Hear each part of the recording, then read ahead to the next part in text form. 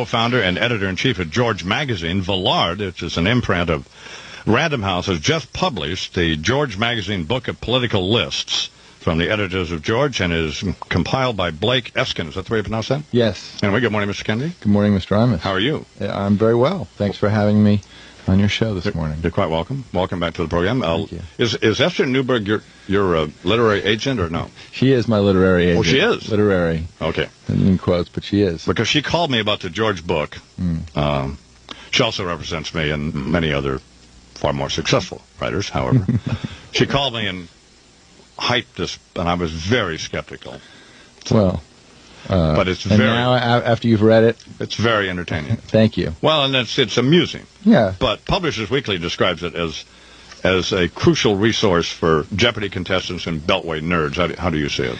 Well, I mean, I think people like lists, and they like trivia, and they like reading about sort of information nuggets that are ironic or about things that they didn't know about. And so we took that tried and true idea and applied it to politics. So it's a nice little book. I think it's a good information resource, the kind of thing where you can open it at any page and read something that you didn't know. And in that respect, it advances the sort of broader mission of the magazine, which is to make politics interesting and accessible and hopefully entertaining. Now Blake Eskin yes. is apparently an editor there. Yeah, well, he's not an editor at George, but he is was an expert at compiling those sorts of things, and was recommended to us and did a wonderful job. Well, so how did this work? You went around to all the editors and said... Well, I mean, you get sort of, we tried to have both a serious political, historical group of lists, and then one which was kind of like the magazine, which explores the crossover of pop culture and politics. So there is that component, and then there's the historical lists, because we always have a history piece, a couple history pieces in the magazine. This one is about Warren G. Harding's wife, who successfully did him in with giving him a endless dose of laxatives to ease his stomach problems, and she was angry at him because he had betrayed her, and she exacted her revenge. So those kinds of things are in the book. Did you sign off on all of these entries? No. Oh, you didn't? No. So. No. All right, well, so some of them are. Here's the reason new to me. Let me share with you. Oh boy! Well, no, you go through with your fine-tooth comb. I didn't go through. I read your book. It's not Larry King. I better get my copy out of you. Page 276: sex scandals that didn't end political careers. Yes. Let me read you the Ted Kennedy entry. In July 1969, well, that's in your book. No, I'm familiar with this. Okay, in July 1969, Kennedy was intoxicated when he drove his car over the bridge linking Martha's Vineyard to Chappaquiddick Island. The senator survived, but his companion, Mary Jo Kopechne, drowned. Although Kennedy says he tried to save her, he did not report the incident for 10 hours. He pleaded guilty to leaving the scene of an accident. Though he has held on to his Senate seat, his presidential aspirations were dashed at Chappaquiddick. That doesn't sound to me like it came out of his press office. No, probably not. I mean, is that too harsh or not? I mean, I think it's factually correct, which is what you aspire to when you write a book. I don't think there's needless editorializing, but it's factually, as I say, factually correct, and it's in the book. I haven't talked to poor Joe since you ruined his life. I knew you were going to ask me about that. I think actually a career outside of politics doesn't qualify as ruining a life. So I think he's looking forward to it. Obviously, I'm kidding. No, I know. He's been on this program a number of times. I like him a lot more, I think, than some people. Obviously, we don't hang out, but right. But I like him a lot more than he's been given credit for. I think he got written off as kind of being a dope and stuff, but I haven't found that to be the case at all. So it's like have you stopped beating your wife? It's 32 minutes past the hour, and we're talking with John Kennedy Jr. about the George Book of Lists. Well, now there is another entry here about the Bill Clinton. Here's what I'm curious about. Are you going to ask me about the women who dated Henry Kissinger list?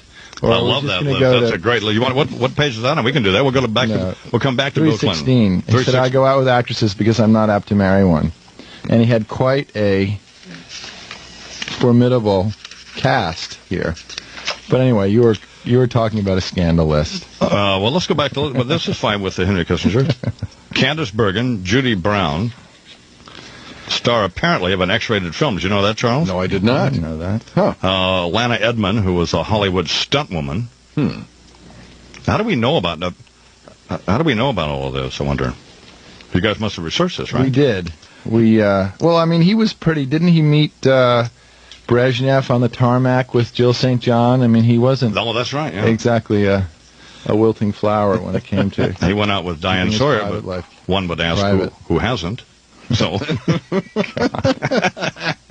went out with Marlo Thomas stuff. Well, here's the one with Bill Kennedy. I'm wondering about. See, in January 19, page 277. Okay. And this is still under sex scandals that didn't end political careers. In January 1992, Jennifer Flowers, a sometime lounge singer, told a supermarket tabloid about a 12-year affair she supposedly had with Clinton, the leading contender for the Democratic presidential nomination. Clinton weathered the scandal and was elected in 1992 with the help of female voters. Another former... is that misspelled there, Charles? It's just a typo. Oh, God. Where? Another former. Arkansas state employee, but it's... That's okay. It's a missing S. Okay, it's a missing All S. right. Paula Jones has since accused Clinton of sexual harassment and sued him for violating the constitutional rights, yada, yada, yada.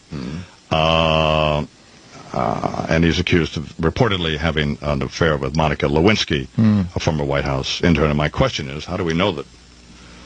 Well, how do we know that this is not going to... Because we're sitting here, even though we sort of like him, we're sitting here praying. We're looking for more evidence and stuff. How do we know it's not going to end his political career? What do you think? Well, I'm not sure we are looking for more evidence. I mean, I was reading this story that we're running in the next issue of the magazine, and it was with an interview with Edwin Edwards, who's the former governor of Louisiana, and who had a number of great quotes about when assorted scandals rise up. He has these great repartees, and the author had asked him what he would have done when the news came out when Jennifer Flowers first announced that during President Clinton's campaign that she had had a 12-year affair, torrid 12-year affair with Bill Clinton. And he said, well, I would have just gotten up and said, no one has a torrid 12-year affair. They have a torrid 12-day affair, but then a torrid 12-year one. So I think it's great. It's very good advice for really how to kind of deflate these kinds of things. But your question, I don't think, was exactly that. It was, what are we to do? Wither? Yeah, but we don't know. I mean, obviously, just hope, I guess. Right. Hope for the best. Well, I mean, do you think really people continue to care all that much? No, I don't. Do you? No, I do not. No, I don't. Not at this juncture, no. In fact, we observed early on, I was talking with Tim Russert, and he was convinced that at some point the president was going to have to explain his relationship with Monica Lewinsky, and I don't think he's ever going to have to explain it. And what do you think? Explain it for whose benefit? I mean, certainly if you're in for our journalism... benefit, yeah. Well, I mean, our benefit, I'm not sure if the majority of the people in the country... I mean, certainly there are those who care, and I'm not saying it's not something not to care about, but clearly if you're in the journalism business, it is a much more riveting story than if you are have kids in college and you're trying to make payments on your house, and really what you're most concerned about is, are the economy going to hold up so you keep your job or so your kids get a job. Everything else seems to more or less pale by comparison. So I think, for those people, there's a lot of Americans who have a lot of other things on their mind than whether or not there was a relationship, and I can't see that changing too much. Well, here's what I wonder, though. Radio and television programs like this that deal in current events, the ratings go up dramatically when there's a story like the Monica Lewinsky story. And if we were to devote our time to discussing the economy or any of these other things, we're all looking at two shares. Right. And then when Monica Lewinsky breaks, I mean, CNN and MSNBC and these other outfits, their ratings skyrocket. Right. But not necessarily because people think it's critically important news, but because it's interesting and it's fun to see people who are in positions of power squirm a little bit. I mean, it's the essence of tabloid culture, and people read tabloids, but they don't necessarily take everything they write as gospel. So I think that it's not surprising that people are interested, but it doesn't necessarily mean that they think it's important. Well, did you notice has it had any impact on your magazine? Circulation, anything? Sure. Sure. I think, we try to deal with the human component of politics to the extent that, the part of politics that makes it accessible, and certainly when you're talking about, fundamental issues between men and women in marriage, cultural ones really, and they're allowed to play out on the national stage. It's a good thing for us because we try to write about the Congressional Budget Report as well as about the earthier parts of politics. And so sure, it's helped. But again, I think most, do people write a lot about it, letters about it? No, they write about stuff that they think is really, critical and real. Man, if there's no new scandal or there's no new evidence, I just hear the radios go off, don't you? Just click off. Certainly. You think? Absolutely. Oh, yeah. Oh, absolutely. Sure. So, I dragged out for the benefit of just entertainment. I think you're absolutely right. I don't think people really care about it. Right. I think it's just simply that's all right. It's for entertainment. So. Right. It's 21 minutes till the hour. We're talking with John Kennedy Jr. and it's the new book is called George, a book of political lists, in which there are a number of there's a lot of stuff that we will be stealing from this. Sure, with no attribution. Presidents' relatives who wrote books. And embarrassing presidential relatives. Yeah. What page is that? Because that's kind of interesting. 68. 68. Because we all think of, the ones that come most recently to mind are like Donald Nixon and Carter. Billy Carter. Yeah. And I guess Roger Clinton, although it's going to be sort of I think probably when history looks back, it's going to be kind of a toss-up between him and his brother. But it puts a little bit in perspective the kinds of things that were passed over unremarked upon years ago. Illegitimate children. I think it's Grover Cleveland had a wife who was 30 years his younger and an illegitimate son. There were a lot of presidential offspring who had gambling debts or what have you. So, I think it's certain comforting to think that, real, live, flawed human beings actually made it to the presidency and flourished despite them. Patty Davis, Ronald Reagan's daughter, he probably was mortified when his daughter, as I think any father ought to be, posed naked. Yeah, his daughter posed nude for Playboy magazine. We just don't think that was it just was probably not helpful. Not what Mr. Reagan was looking for. Or when his son was dancing with his underwear on Saturday Night Live, I don't think that was probably... Did he dance with his underwear? That was not... Yeah. Yes, it was just not a... No. Have you seen the interpresidential insults? No. That's on 44. Okay. Ulysses Grant says that James Garfield, they hated each other and they had correspondence back and forth.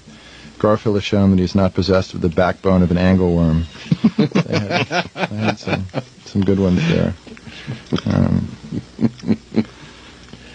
A non-entity with side whiskers. Yeah. Truman on Richard Nixon. Richard Nixon is a no-good lying bastard.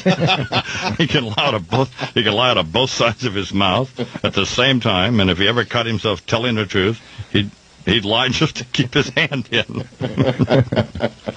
Gerald Ford on Jimmy Carter. Jimmy Carter wants to speak loudly and carry a fly swatter. So Who knew Jerry Ford had that kind of prose in him? I think that's a great... No, I didn't think of that angry. Exactly. Thought he was, just pretty much... Well, he wasn't staggering around. No, that's true. Looks as though Fred Thompson may be right about this campaign thing, huh? About China. Yeah. Yeah, it has resurrected itself again. But what can Senator Thompson do now? I guess they nothing. Just not kind of kick himself. He looked sort of foolish there for a while, right. But right. And he was. Well, we made fun of him, didn't we? Just being totally, maybe some vindication. When it gets down to us making fun of him, and he's pretty much been made fun of by everybody, Like they made fun of him on a news hour with Jim Lair, so. But now we have Johnny Chung apparently handing the president a bag full of money, and we don't exactly have that aspect of it. But I was wondering when I was here listening to the show this morning how you actually tell.